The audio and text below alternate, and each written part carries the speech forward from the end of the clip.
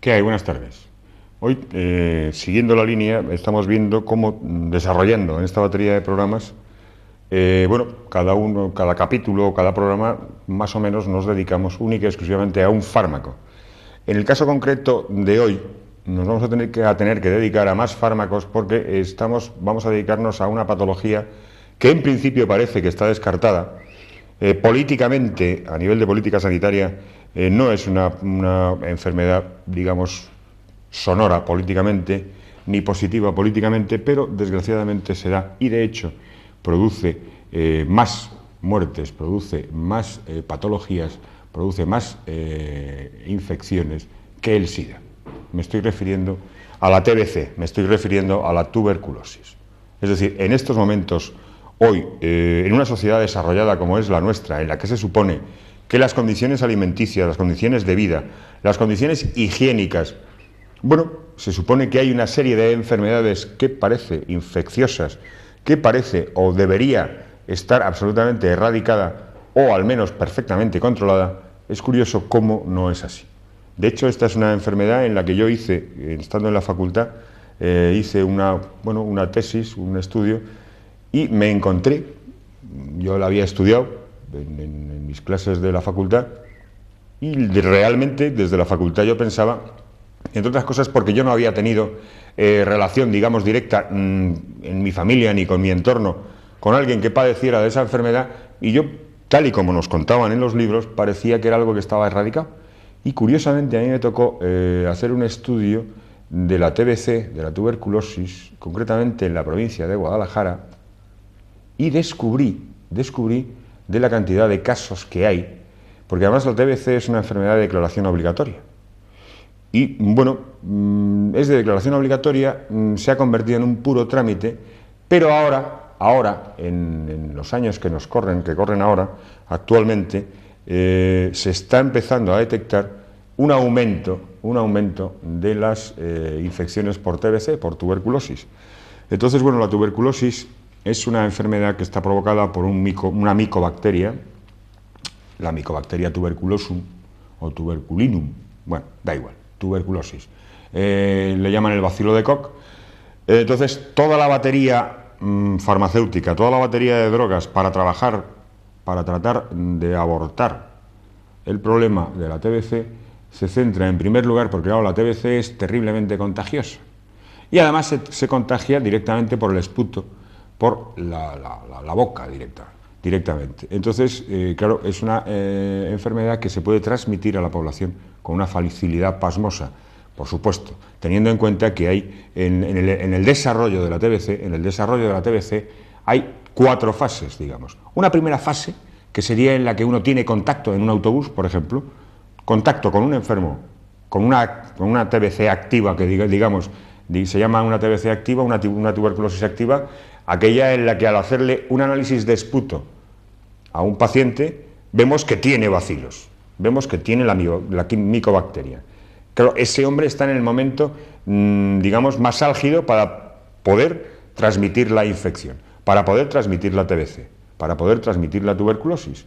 Entonces, en ese momento, una persona, usted va en el autobús, en el metro, y cuidado, y con esto no vamos a meterle miedo a los hipocondríacos, porque no hay que tampoco exagerar, pero está claro que está en función de las defensas que tenemos cada uno. Esto viene en los libros, no estoy inventando nada nuevo, no es una teoría solo de medicina natural, no es una teoría solo de medicina moderna, de medicina de acupuntura, es una teoría que sabemos todos los que nos dedicamos a la medicina o a la salud.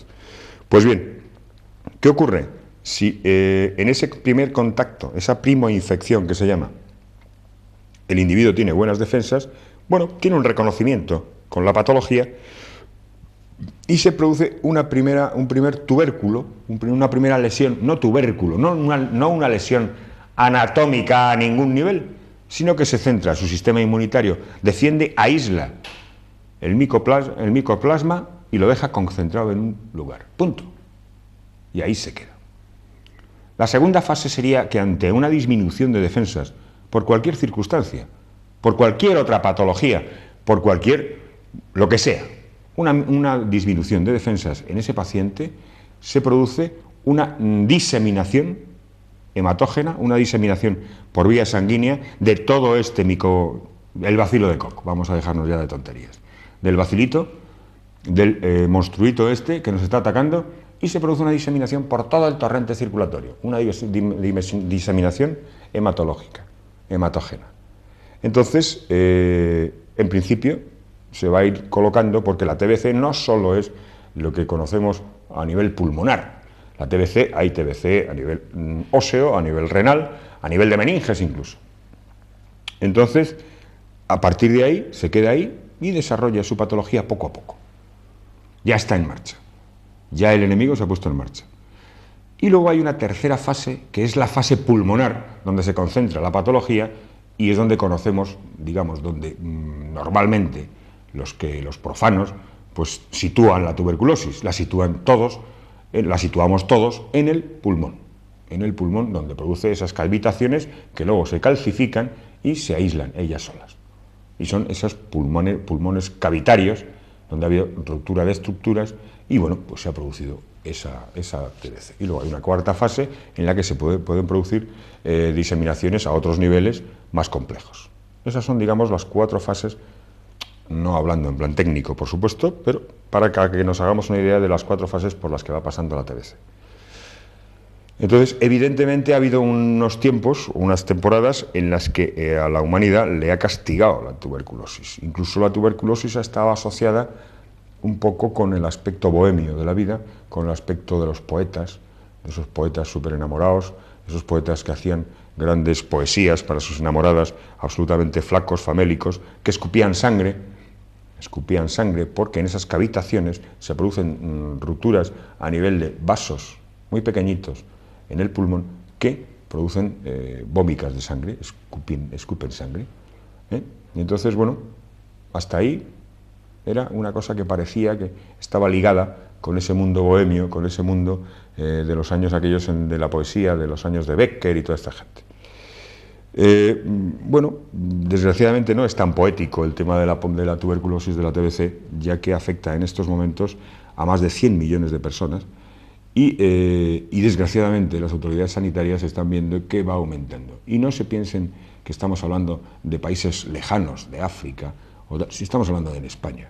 No se olviden nunca que además ahora mismo, con el desarrollo del SIDA, el SIDA en sí mismo, con la disminución, uno de los factores que hemos hablado para que el segundo estadio de la tuberculosis se desarrolle, era una disminución de las defensas, por cualquier causa. Pero una de las causas, quizás la más importante en cuanto a que disminuye las defensas ante todo, es el SIDA. Y el SIDA está desarrollando ahora mismo TBCs atípicas, TBCs que no deberían desarrollarse, o por qué desarrollarse, y además en lugares absolutamente, en sitios de la anatomía del organismo, en sitios atípicos, en sitios donde no es frecuente encontrarse una TBC.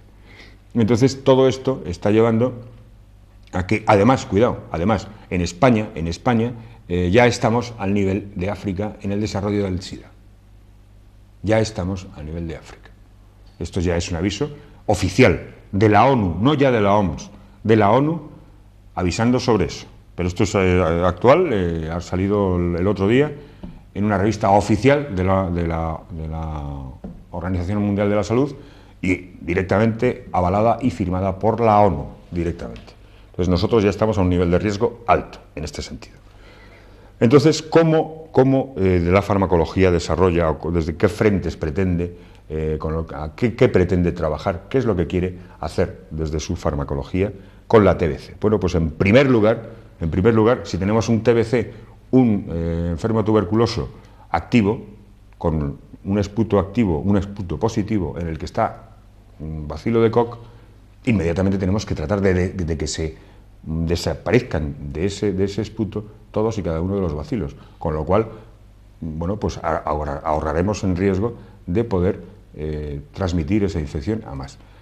Luego hay otro segundo estadio en el que se pretende, con la farmacología que vamos a ir viendo ahora, es, bueno, pues en las recaídas, porque son frecuentes las recaídas, bueno, pues ir tratando de que no se produzcan recaídas y que a un paciente, una vez que le has dado el alta, no vuelva a desarrollar toda la patología y la sintomatología de la TBC. Y por último, lo que pretende la farmacopea, La farmacología en este sentido también es a la gente que convive con el enfermo de tuberculosis, a la gente que vive en el entorno alrededor de ese enfermo, protegerla y tratar de hacer una medicina preventiva.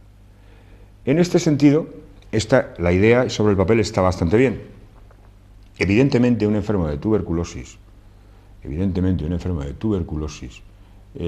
uno de los parámetros que tiene para desarrollar esa TBC es esa baja de defensas, esa pérdida de defensas, con lo que todo eso implica. Pero además, y por protocolo, es decir, por obligación, se castiga al entorno del enfermo a machacar su hígado, porque vamos a ver cómo todos y cada uno de los fármacos con los que se tiene que trabajar con un enfermo de tuberculosis son terriblemente hepatotóxicos. Pueden desarrollar una hepatitis en el curso de 4 semanas a 8 semanas. Es decir, estamos hablando de 1 a 2 meses. De hecho, cuando se instaura un tratamiento a un enfermo de TBC, se le tiene que colocar de 3 a 6 meses el tratamiento. Y es preceptivo, es obligatorio que mensualmente lleve un control exhaustivo, analítico, de sus niveles de transaminasas, de sus niveles de ácido úrico, de todos sus niveles sanguíneos, de lo que se llama un sistemático de sangre para los médicos. ¿Por qué? Porque ya conocemos de todas y cada una de las reacciones adversas de estos fármacos. ¿Por qué a un enfermo de tuberculosis hemos de colocarle? Pues actualmente se están colocando 5 fármacos a la vez. ¿Por qué? 5 fármacos, digamos, como bactericidas. Recuerden aquella diferencia que había entre el fármaco bactericida y el bacteriostático. Uno mataba a la bacteria directamente y el otro impedía que la bacteria se reprodujera, se desarrollara, tuviera hijos. Bien, entonces en el caso concreto de los fármacos que se ocupan de atacar al bacilo de Koch, básicamente son casi todos bactericidas, es decir, impiden el desarrollo en una fase temprana de la bacteria, y en algún caso, cuando la bacteria está atenuada, es decir, cuando está dormida, pueden ser bacteriostáticos, en algún caso puntual.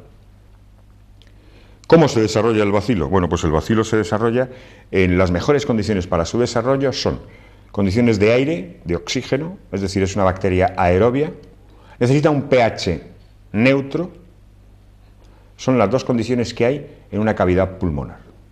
Hay mucha presión parcial de oxígeno y hay un pH neutro o alcalino, es decir, no es ácido. Luego ya dentro de las células, en los macrófagos, ya se alteran las condiciones, con lo cual ya las condiciones de desarrollo de este bacilo, si ya ha desarrollado resistencias, cuando se introduce en los macrófagos o se introduce en cualquier otra célula, altera también su función y disminuye, por supuesto, su capacidad de reproducción. Con lo cual, bueno, aun cuando sea lenta, sigue teniendo latente ahí el enemigo, sigue estando ahí el terrorista. Entonces, básicamente los 5 fármacos que se utilizan son la isoniazida, la rifampicina, el etambutol, la streptomicina, la eritromicina y ¿cuál era la última? La piracinamida. Es que hay tantos que son la leche. Bien, entonces la streptomicina hoy no la vamos a tocar porque ya la tocamos la semana pasada. Pero es un fármaco de elección también para esto. Además va muy bien y desde que se ha incorporado a la combinación, puesto que inicialmente, hace años, de hecho, cuando yo estaba estudiando se utilizaban 3 fármacos. Como verán, a lo largo del desarrollo de los años, a lo largo de que vamos desarrollando, como estamos además en la batería de antibióticos, estamos hablando de que los antibióticos, el mayor enemigo que tenemos con los antibióticos es que nosotros mismos vamos generando nuestras propias, o sea, las propias defensas de la bacteria a la que queremos atajar, de la bacteria a la que queremos combatir. Entonces, día a día tenemos que ir aumentando o cambiando o supliendo o haciendo combinaciones antibióticas para tratar de abortar, para tratar de arrasar, para tratar de paliar esa infección contra la que queremos defendernos. Entonces, en este sentido, el gran problema que ha habido con la TBC ha sido, bien, independientemente de que porque tengamos en cuenta que no nacemos con una TBC, no nacemos con una tuberculosis. Entonces, nosotros nacemos bueno, de una manera normal, tenemos una infancia normal, tenemos los catarros normales, la vida normal, y bueno, pues nos van bombardeando de alguna manera con un antibiótico u otro. La eritromicina, por ejemplo, es un antibiótico fabuloso para determinadas infecciones, de hecho, además es de amplio espectro, perfecto. Entonces, bueno, vamos colocando a nuestro hijo, o vamos colocándonos nosotros mismos, bueno, antibióticos, de aquella manera, si le va bien a uno o a otro, pues a lo mejor por no tener que esperar en la sala de espera de la consulta del médico, o bueno, nos va recetando con toda la bondad del mundo el farmacéutico de nuestro barrio, y vamos desarrollando nuestras propias resistencias. Y un día tenemos contacto, de alguna manera, con una TBC. Tenemos contacto con un enfermo de tuberculosis, que a lo mejor no lo sabe él mismo, porque está en una fase inicial, no está diagnosticado. Puede ser un enfermo de tuberculosis diagnosticado, pero que está haciendo una recidiva, que está haciendo una recaída. Y bueno, por cualquier circunstancia, hemos tenido en ese momento una baja de defensas y ese bicho pasa del primer estadio al segundo. En primer lugar, pasaría, por supuesto, a un primer estadio, que son aquellos casos en los que hay, porque además la pauta de tratamiento hemos quedado que es de 3 a 6 meses, incluso una vez que ha desaparecido el bacilo del esputo, de 3 a 6 meses. Pero actualmente, además esto lo tengo puesto, ustedes saben que yo me gusta de vez en cuando leerles cosas que dicen aquí.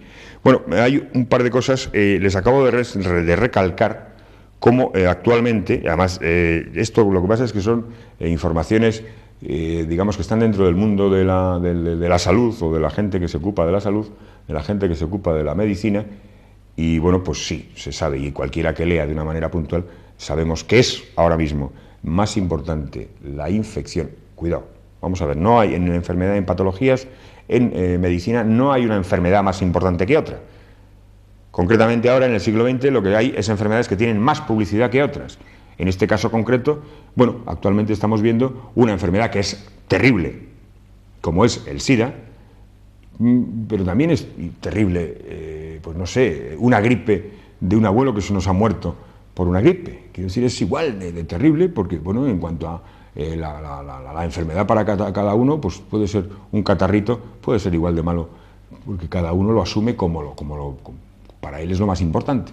Entonces, bien, el SIDA, de acuerdo, que es una terrible enfermedad, pero la TBC también, y está arrasando, y está complicando mucho. Y además hay un mayor número de enfermos de TBC que de SIDA, independientemente de que, desgraciadamente, el número de enfermos de SIDA está aumentando cada día a día en todos los países del mundo, y en el nuestro lleva un pico de subida mucho más deprisa que en el resto de los países, al menos de nuestro entorno en Europa. Pues bien, en ese sentido, la TBC, bueno, pues